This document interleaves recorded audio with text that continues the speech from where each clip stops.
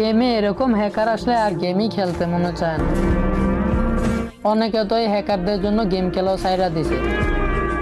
আর এই জায়গায় গারেনায় নর্মাল প্লেয়ারের আইডি গুলা ব্যান করতেছে, হ্যাকারের আইডি গুলা ছাইড়া দিতেছে। অনেক নর্মাল প্লেয়ারের আইডি গুলা কিন্তু গারেনায় ব্যান করছে, অথচ হ্যাকারের আইডি গুলা দেখতেছি কোনো কিছুই করতেছে না গারেনা। গারেনা থাইকো তুমি তোমার হ্যাকার নিয়ে, যখন আমরা নর্মাল প্লেয়ার গুলা চলে যাবো তখন বুঝতে পারবা। একটা নর্মাল প্লেয়ার আর কত সহ্য করবে? আমরা বেশিরভাগ প্লেয়াররাই কিন্তু নর্মাল একটা ডিভাইস দিয়ে গেম প্লে করি, না আছে ভালো কোনো গান স্কিন, না আছে ভালো কোনো মুভমেন্ট। তা দিয়ে একটা ভালো প্লেয়ারের সাথে ফাইট নিতে আমাদের হিমশিম খেতে হয়, তার ভিতরে আবার এরা। ভাবছিলাম এই আপডেটে কোনো হ্যাকার থাকবে না, গেমটা শান্তি মতো খেলতে পারবো, এবার গ্র্যান্ড মাস্টার পোস্টটা শান্তি মতো দিতে পারবো।